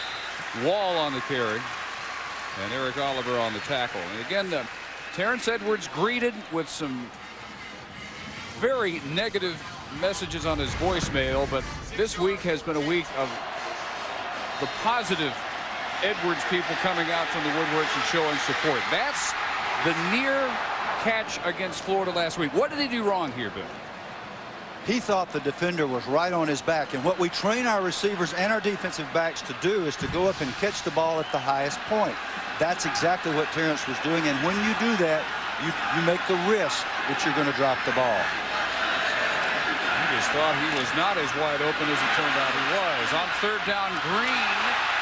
And Gibson slung out of bounds, but another first down of the 28. Well, he did that with the hand that he doesn't have to cast on. All right. David Green almost all the way tonight at quarterback. Here, throw it to my hand without the cast on it. Thank you. All right, now back to the Edwards play from last week. If there's nobody on him, how does he catch it differently? Well, he's going to catch it more into his shoulder, into his body. If he thinks someone's coming there, you get it at its highest point so you can out-jump the man. If he knew he was down, he'd have let it fall right into the breadbasket there and taken it right to the house. Rick said, looking at it on tape this week, he might have scored. He might have only picked up another 5-10 yards or so. So it's unclear what the end result of that play would have been. But he heard about it, and then I think maybe the end of the story is how much support he got. And he got a tremendous ovation tonight when he was introduced with the starting lineup, didn't he, Alex? Did, Dave. As you guys mentioned, you know, his biggest concern last week was not that dropped ball, but his mother, who passed out during the game. I got an opportunity to talk to his father and his little brother, who are here tonight. They said that she is doing just fine. They have not yet figured out why she passed out. She's watching Terrence at home tonight, and they are thrilled that he has gotten the support that he has this week, Dave. Well, we hope Jeanette is going to be checked out 100%. Had to be pretty scary. Back to Matt Weiner. You ever seen an easier interception for a touchdown? And Arizona State, you know, we were talking about Washington State in the Pac-10. Arizona State only had one loss in the Pac-10 coming in today. So seeing the defense play well, at least for the moment. Green underthrows Ben Watson as tight end, and he could have gone a long way. Watson Jr. from Rock Hill, South Carolina. Edwards said, I really can't understand why people look at things and criticize like they've never made a mistake before. That's the sad part. His coach says this is not what people sign up for when they want to play college football. They're not pros. They're teenagers, a lot of them. And Bill, I know that's a subject that you really burn about, the fact that somebody has done for a program like Georgia what Edwards has done and then has to hear about one play. Smith to the 22. And the sad thing about it is that it's a family effort on the part of the Edwards. A great running back, his brother, who preceded him here. And then it only takes a couple of people that are, I guess, so insecure they have nothing better to do than to make sport of someone who has done such a wonderful job. And that's really not what should happen in intercollegiate athletics. We know what it is, guys. We know it's a what have you done for me lately society, and it's a shame it is that way. Bennett's 40-yarder is good. Last one off the upright in the first half. Back to his usual accuracy here. Late in the third quarter, and it's a 7-point lead for the Bulldogs. Georgia leads Ole Miss 24-17. I'm joined by Terrence Edwards' father, Robert, and little brother Chris. We've talked tonight about the tough week that it has been for Terrence and you all. First, start by telling me how tough it was. Well, it was real tough. The negative things that were said about Terrence. My wife got sick after the game. Looked like just everything was going wrong. But all in all, I think the fans have been great. They've shown us great support. And I would like to thank all the good fans for the support they have shown us. And you did tell me they kind of changed your mind midway through the week because fans did start showing you support. Exactly. I guess the spur of the moment, being mad, I mean, just the people disrespecting my kid. I mean, you know, I can't stand that. But as the week went on, we got great support, and it just makes everything better. Chris, quick question for you. What's it like watching your older brother out there? It feels really good, and it's cool. 29 Burt Jones with the tackle. All right, guys. Thank you so much. One quick question for you, Chris. Thinking about coming to Georgia? I don't know. There's a possibility. All right, guys. Thank you so much. Good luck. Thanks. All right, well, Robert Jr. now with the Dolphins says he'd still tell anybody, go to Georgia. Yeah. Most of the fans are good fans. And I like the little brother's response. Yeah, it'd be cool. That's cool. It'd be cool. Cool to watch my big brother play. Robert. He'll be the comeback player of the year this year. Great running back. Ole Miss from the 20, back to Turner, who was headed toward 90 yards on the night. Is the Pac-10 like the old WAC? I mean, where are the defenses? Nowhere to be found. Start calling for WAC 10. Manning throwing it away. Nearest man to it was Tay Biddle. Yeah, he took a shot, too. He got hit by Robert Gathers again. Gathers is getting really good pressure, and I'll tell you, Eli's tripping over his people again. I don't know if that was a lineman's foot that stepped back on him or his own back, but he was a little late getting set up, which gave Gathers time to get there, and that was a stunning blow to Eli. Yeah, right on his shoulder. He had a little trouble getting up. Yep, Gathers has come at him from both sides now. Three-man rush again. Let's see if they come after him with a blitz. 87,000 almost on their feet. Manning has missed his last 6 throws. Will get this one off. Now bear in mind, and that's David Pollock, number 47. This guy's only been sacked 9 times coming into this game this entire year. That's 2 sacks tonight and numerous hits on Manning. And that's where you need to have the pressure. If you don't want the quarterback to get rid of the ball quickly on a blitz, have it right in his face as he's trying to step up and has no lanes to throw it or nowhere to step up to avoid it. That is double their average tonight, allowing Manning to go down twice. Ridgeway. It's off a pretty good one. Edwards will again set Georgia up with great field position at the 35 of Ole Miss. 44 on the kick. It comes back 28 yards.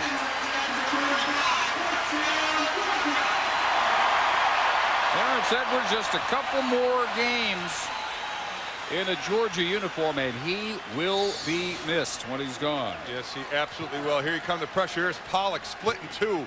Ends up coming right up the middle on him on an inside rush. We talked about Pollock and what he has done this year. Out of nowhere, came through Trey Stallings and Doug Buckles. He just slipped there. He turns his shoulders and beats double team.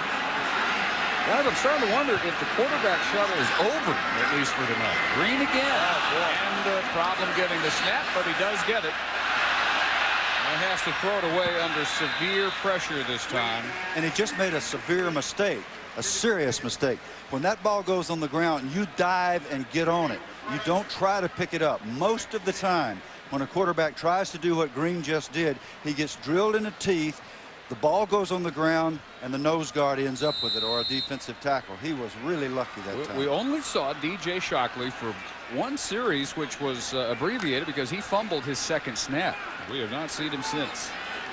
Well, that's one way to be sure you don't go back in. The miss starting again, the mystery rain. 2nd and 10. And this is Smith for a couple. Keyword MNF500 or NFL.com. 3rd and 8. Green off the play fake, going deep. Edwards, touchdown. They love him now. I'll tell you what, he put a move on Westcott, just turned him around. And a beautiful throw by Green, just had to drop it right on in. Just airmailed it. 10th touchdown of the year.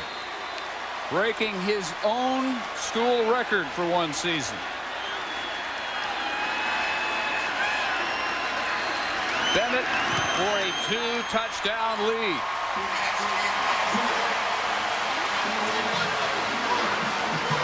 So a happy ending to a trying week for the senior from Tennille, Georgia, Terrence Edwards. What a move it was, Mike, on Westcott. Pass from Green was perfect. 31-17. Bulldogs. All smiles now. Terrence Edwards and Georgia up 31-17. They changed coverage right before the snap, and Westcott, one of the safeties, ended up in coverage and absolutely got turned around on a great out and up and a great fake by Green.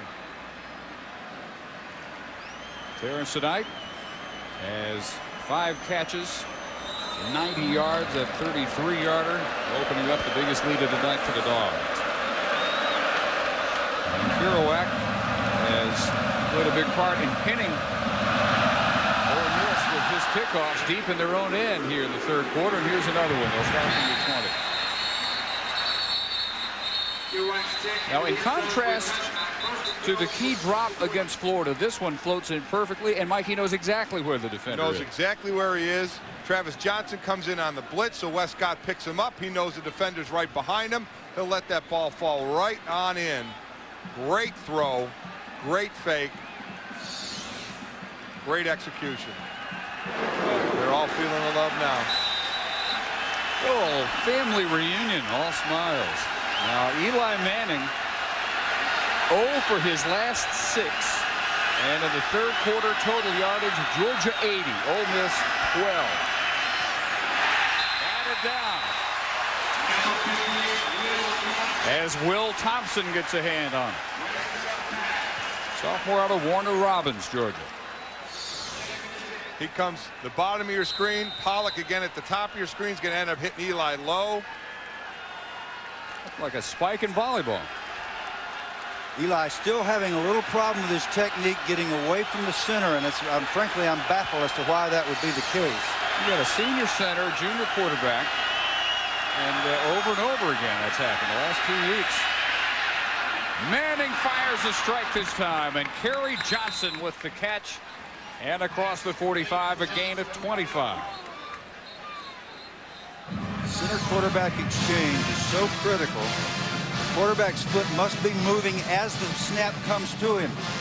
He's actually tripping over his own feet because the center has to step back and actually steps on his toe. This is something that should not be happening with veteran players.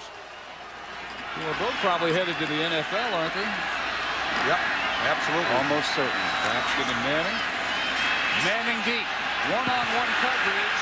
Underthrown and intercepted by Bruce Thornton.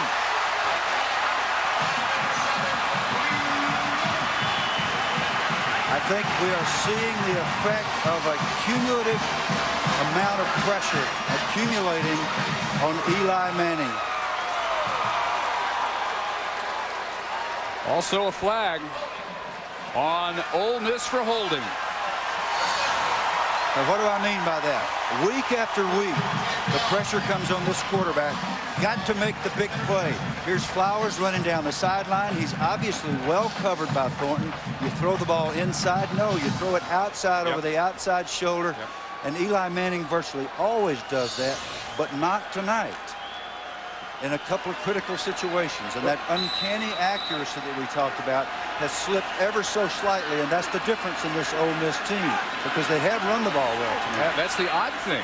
Unlike 3 games in losing streak, they have a running back who's been hot. Turner with 89 yards, 2 touchdowns. Off sweep goes to Milton. Or you can hear the pads pop. Let me complete the thought. You can't expect one great player to carry your team, and sometimes when he's so good, and certainly Eli is, then the pressure gets such that he has to change his performance in his own mind, and sometimes it's unconscious. What suffers is his accuracy, and it has cost him. It cost him in the Auburn game. It has cost him here tonight. Manning's numbers tonight with those 2 interceptions, just 11 of 23, 156 yards. Milton, Blanchard, and Eddie Strong run him down. Now, having said all that, let me add this. A week ago, this identical score, Auburn had a 31-17 lead over these guys, and before you knew it, it was 31-24, and Ole Miss was down on the 8-yard line, going back in on Auburn before Eli threw another interception. So, I mean, Ole Miss can come back on you very quickly, so Georgia needs to continue to control the football if it can.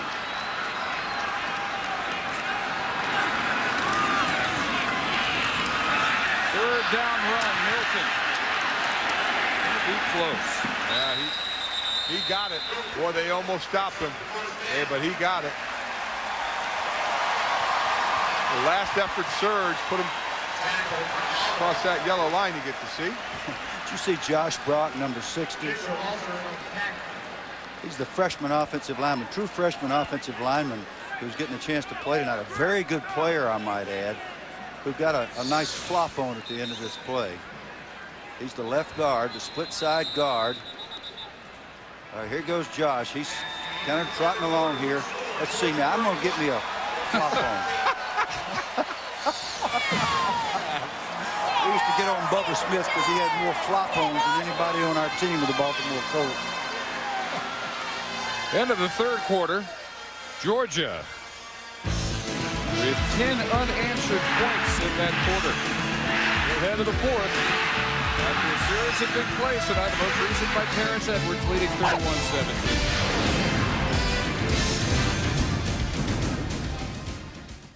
Has lost to Ole Miss here between the hedges only twice since Eli Manning's father ended his career. Archie finished up in 1970. Uga not bothered at all by the rain, which continues. This is a winning Uga here, and a very influential Uga, I might add. He flew to Washington, D.C. with Vince Dooley, the AD, and Mark Richt to attend a reception, in fact, to host a reception for Georgia's congressional delegation. What did he say? I understand he was very persuasive. Green A floater for Edwards and makes the catch. No, juggled it and lost it. Let's check in with Matt Weiner. And Terrence Edwards is hurt after that sliding near catch. They're checking his left shoulder, and it looked like he fell on it. Yeah, they're digging up under that shoulder pad. Let's see if we can see if he fell right on it. Low ball.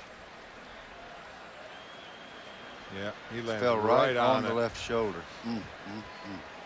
Well, we just have to hope it's a bruise and it's nothing serious.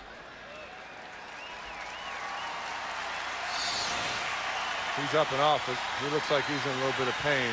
Yeah. So incompletion, 2nd down and 10. Michael Johnson in to replace Edwards. Wide on the left side along with Gibson.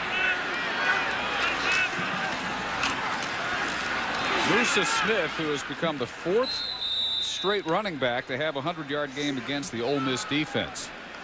24 carries, 112 yards now. Our ESPN2 game track. Edwards, nothing but cheers for him tonight, especially on that move against Westcott for the most recent Georgia score. Manning picked twice. That one returned 64 yards for a touchdown by Tim Jennings. And this one underthrown and intercepted by Bruce Thornton. So that's 5 picks in the last 2 games for Eli as Edwards heads toward the locker room. Green on 3rd down. Overthrown, intended for Gibson. And we've got Marker down back in the Georgia backfield. Meantime, let's check in again. It is against Georgia. Let's check in again with Matt. How about them apples? What would you have thought of that? About the odds on that a week ago? What, 3 weeks ago, 4 weeks ago, we had 10? We had 8 a week ago. 8 last week. Half of them fell from the ranks of the undefeated last week. And again today, half of them. Jacobs wrapped up at the 30. Gerald Anderson on the tackle. This absolutely drives me nuts as you look at the BCS, and it happens every year. There's one computer that I simply don't understand. Jeff Sagarin has a computer that is factored into the BCS. He has a say in the national championship. And is his ratings this week, Mike? He has Florida State 6. He has Notre Dame 8. Florida State with 3 losses, one of which was at home to Notre Dame. That computer must be a 1958 Univac that's as big as your house. Chris Collins makes the catch. The computer needs a new chip. I have no idea how a computer can come up with that. I mean, that, and I'm not just saying it because it's my alma mater. I mean, insane. It doesn't matter. It's insane that things like that are factored in to decide the national championship. Yep. And just think that very irresponsible kind of computing. And a computer's nothing but, it's only as good as the garbage you put in it or the good stuff you put in it. Garbage in, garbage out. Yeah. And that deserves about 6 go-it dungs.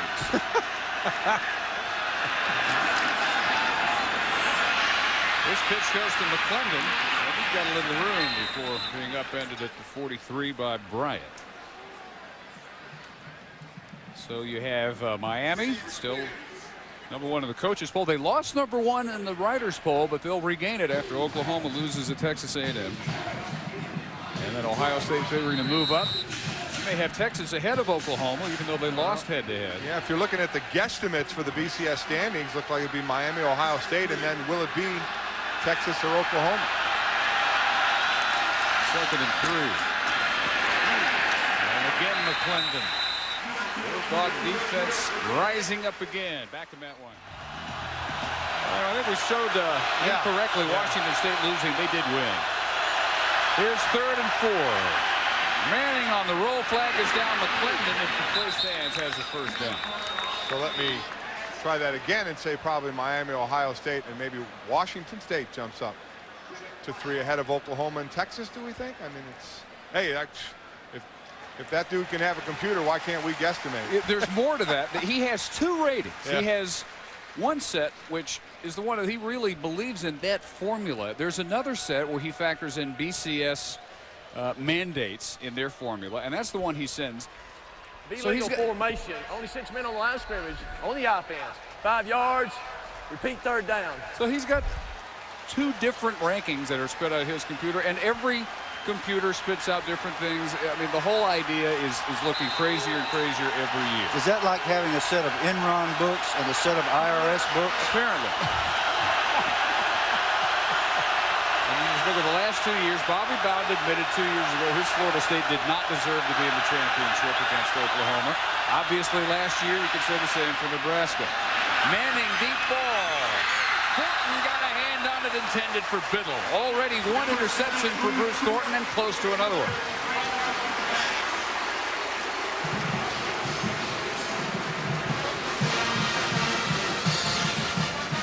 Well, here they're making the decision to punt it. You see the long ball again. Thornton's had some fantastic coverage. The last time this happened, he had the interception. This time knocks the ball down.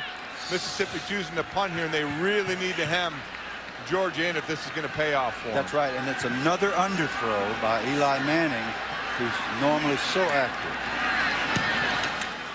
Ridgeway will try and get Sean Jones pinned inside the 10, just a little too much on this one. And we are told because of the shoulder injury, Edwards will not return, nor will Bailey. We kind of figured that. We hadn't seen Boss at all later in the second half because of the knee. The Bulldogs do have a 14-point pad, 10:46 to go.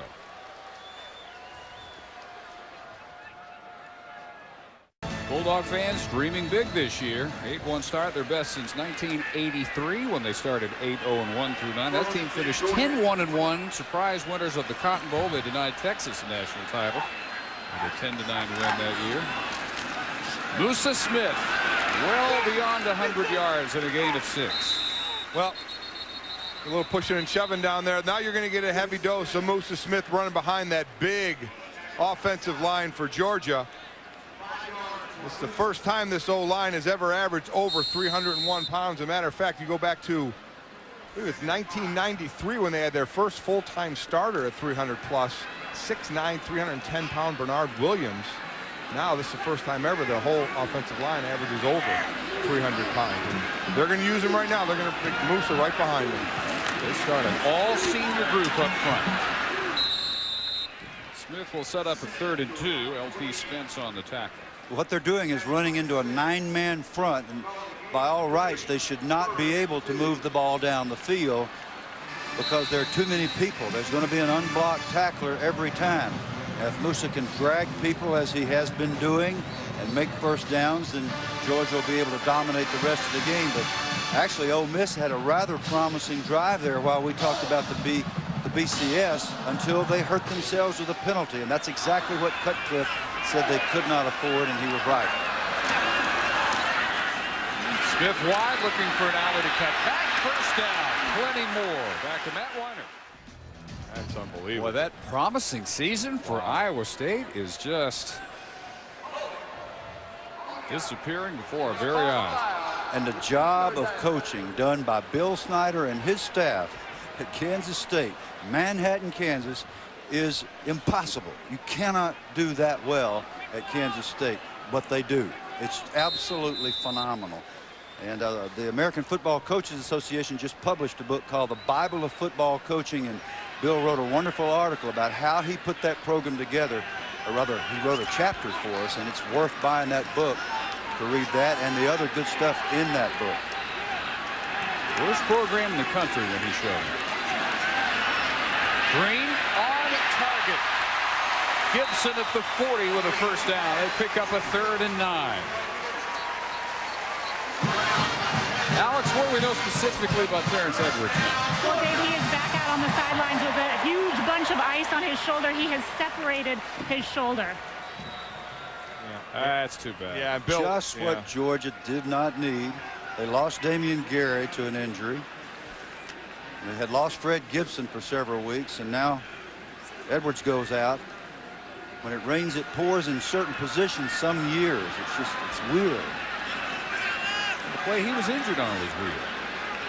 To be kind of a routine pass, just landed wrong on that shoulder. Yeah, and I did, as I saw him walking off, I'm sure you were thinking the same thing, Bill, but you don't want to say it until you know. But you and I have both had our share of shoulder surgeries, operations, and injuries, and just the way he was holding it and walking it off, you wondered if it was going to be serious, and turns out to be a separation. Yep. And a separation is one of the most painful things in the world. You can't find a way to sleep. Yep. But he's a very healthy young man, and he'll heal a lot faster than you and I would. You got that right. In fact, you'd heal a lot faster than I would. They might be right. They turn it over to Musa Smith. It'll be 3rd and 7. Jesse Mitchell on the tackle. Tough running against that 9-man front. And what we've seen is Green dropping back on 3rd down and making a beautiful throw. And the good news for Georgia is that Gibson is back, and he is full speed, and he was wide open against the 2 deep on the corner a minute ago to make that key 1st down. And he comes off this time, and they're going to let the 2 young receivers try it.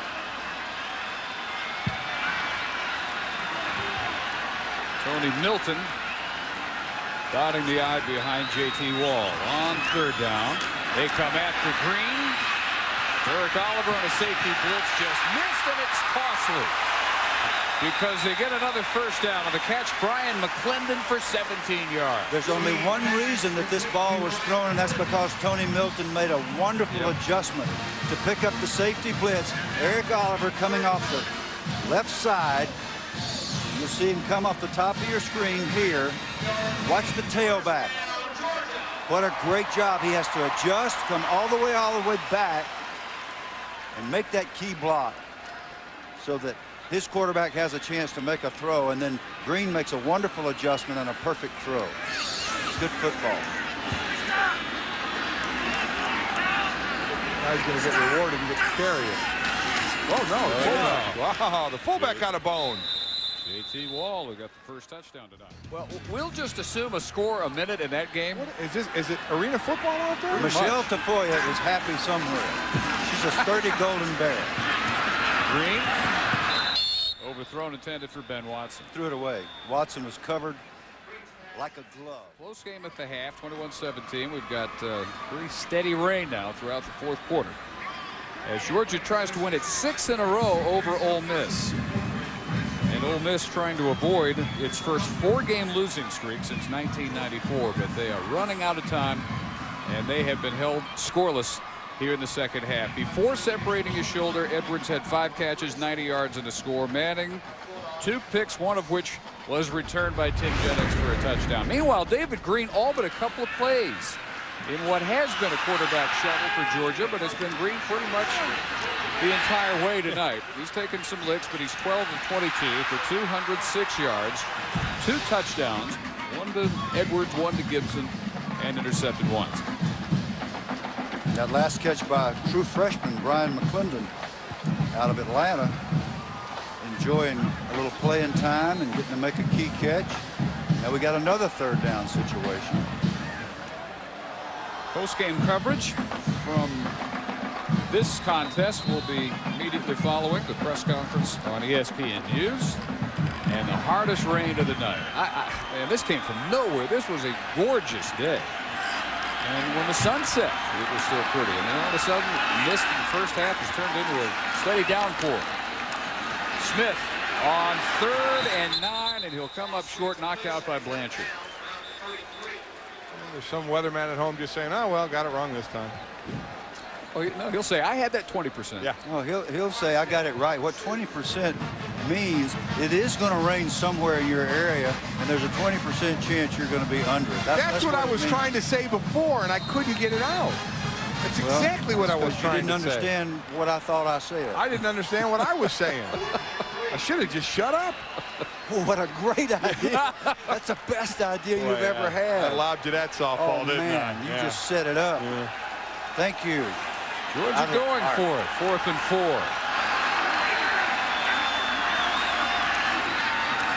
Smith will pick it up with ease.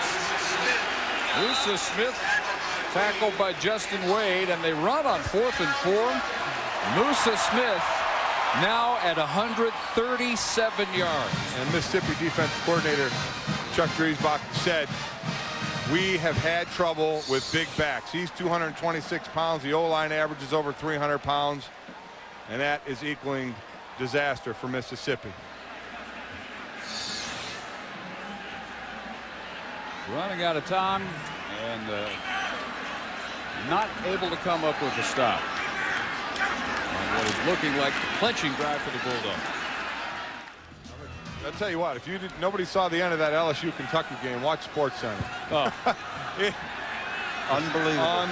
It's an epidemic at Kentucky has been going on for decades. Milton down to the 15. I have to go back 8 years to the Cordell Stewart pass for Colorado that won that miracle finish at Michigan. That's the most recent game I can come up with that ended in that shocking event. It was amazing. Amazing. And Guy Morris had the Gatorade bucket dumped on his head with 2 seconds ago. Everybody thought it was a win. And then that happened. The football gods didn't like that, I don't think. Well, I'll tell you what was brilliant was Michael Clayton on the play before the last play, catching the dig, jumping up, calling timeout to leave 2 seconds on the clock. That's why they were able to do it. Milton trying to cut it back outside and no gain. The difference in this game and the fourth quarter a week ago is that the Ole Miss defense went in and got Auburn stopped.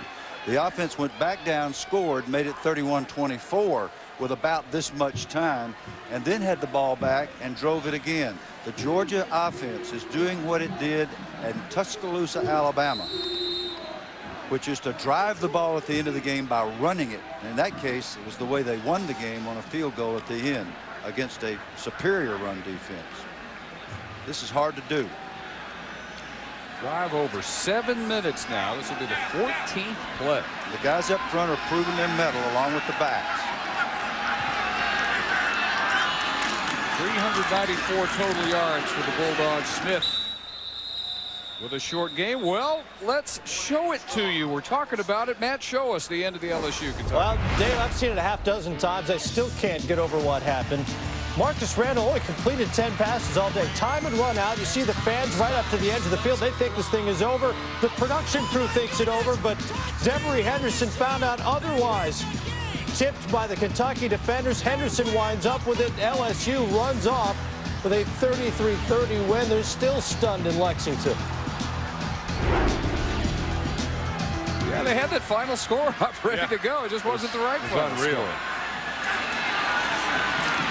On third down to the 5-yard line. Smith, first and goal, Georgia. Oh, man, Wes Scott not having his best night.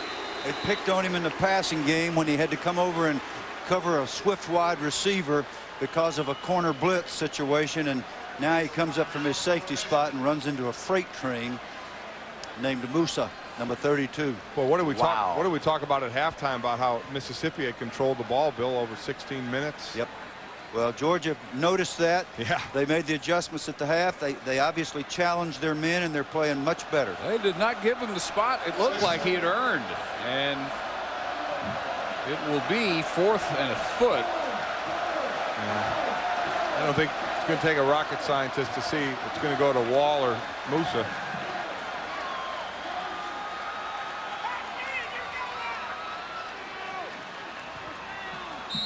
Mississippi not calling any of their 3 timeouts as we get under 2 minutes. I've got kind of a thing about that. I think that it makes a statement to your team if you don't use your timeouts.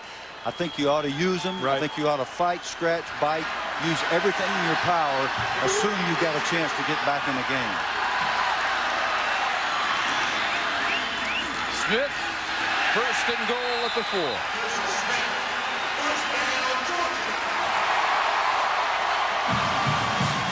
Well, you got to hand it to those big guys, John Stinchcomb, Josh Brock, Ian Knight, Kevin Breedlove,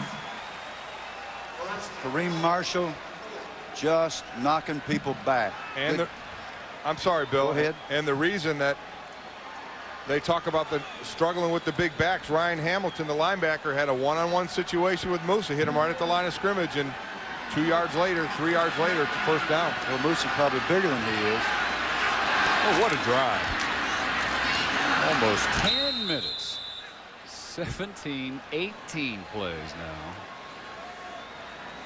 I agree with you on the tight ends, Bill. I mean on the timeouts. I mean, just to show your team. You say to the team, we're going to do.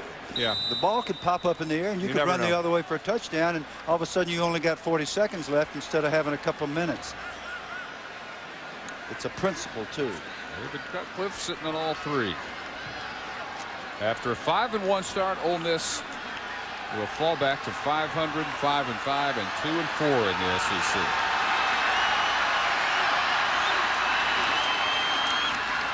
Smith again.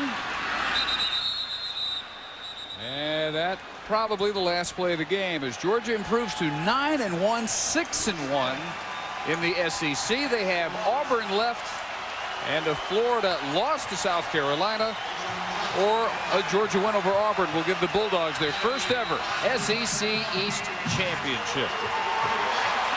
31-17, they knock off Ole Miss tonight as Musa Smith ends with 147 yards. Manning just 12 of 25, 176 yards, no touchdowns, and 2 interceptions.